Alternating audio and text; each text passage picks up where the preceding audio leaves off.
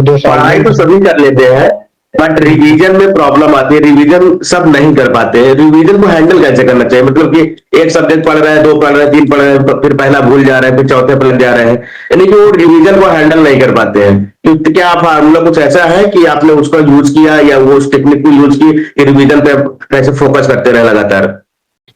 Revision का sir ये था कि मैं जो नोट्स बनाता था, जो कि पूरे नोट्स थे, जो कि क्या कहते हैं कि जो एक एक तो हो गया जो कि पूरा पूरा नोट्स है जिसमें कि पूरा आल टू आल लिखा हुआ है, और एक हो गया शॉर्ट नोट्स होते हैं। तो रिवीजन के टाइम पे आप ट्राई करिए कि जो आपके खुद लिखे हुए नोट्स हैं, ना कि दूसरे के शॉर्ट नोट्स, जो आपने खुद अपने हाथों से लिखा है नोट्स है, उसका आप शॉर्ट नोट्स बनाइए।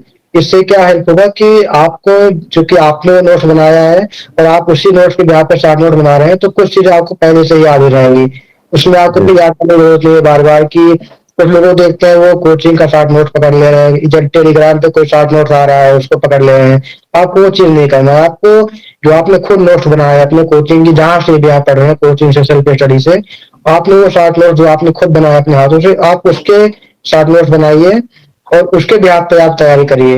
और शॉर्ट नोट्स में आप ये चीजें इंक्लूड करिए, जैसे आप कहीं भी टेस्ट देने जा रहे हैं, मान लीजिए टेक्स्ट बुक का टेस्ट दे रहे हैं, कोई भी ऐप का टेस्ट दे रहे हैं, तो उस टेस्ट में जो भी आपके क्वेश्चन मान लीजिए ऐसे हैं जो कि आपको समझ में नहीं आ रहे हैं, आप उसको भी अपने शॉर्ट नोट्स में ऐड करिए। और शॉर्ट नोट्स में आप एक चीज और ऐड करिए, जैसे जो भी स्टैंडर्ड बुक्स है, जैसे आज का जो कंपटीशन चल रहा है उसमें सारे लोग जानते हैं कि कोचिंग में तो सारे सभी अच्छे से पढ़ा रहे हैं और लड़के भी अच्छे से पढ़ रहे हैं, मेहनत कर रहे हैं, लेकिन जो भी फंसाने वाले क्वेश्चन आते हैं वो मैक्सिमम स्टैंडर्ड बुक से ही मैक्सिमम लोग फॉलो करते हैं।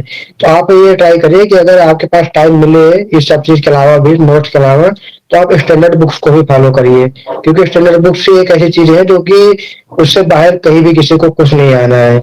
तो अगर स्टैंडर्ड बुक्स आप पूरा ना फॉलो करिए, स्टैंडर्ड बुक्स के जो इम्पोर्टेंट टॉपिक्स होते हैं जो भी नोट्स में नहीं है आपके, आप उस चीज को स्टैंडर्ड बुक से उठाइए और देखिए कि क्या उस चीज का एग्जाम में कुछ इम्पोर्टेंस है। अगर इम्पोर्टेंस है तो उसको भी आप साथ में नोट कर लीजिए। और शॉर्ट नोट्स आप बहुत मोटा ना बनाइए।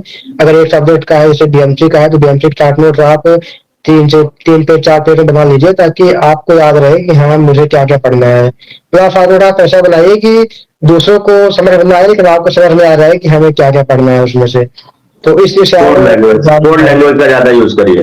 कोड लैंग्वेज का, कि बहुत बड़ा ना रहे, छोटे में ही रहे, आपको समझ में आ रहा है कि हमें क्या क्या पढ़ना है कुछ। क्योंकि कभी कभी हो जाता है कि शॉर्ट नोट बना लिए, खुद समझ में नहीं आ रहा है कि हमने कहाँ पे क्या चीज लिखा है, तो फिर से नोट्स खोल रहे हैं कि क्या क्या बनाना है। तो आप ऐसा ना करिए, शॉर्ट नोट्स को हर हफ्ते कम से कम 2 बार 3 बार रिवाइज कर लीजिए आप।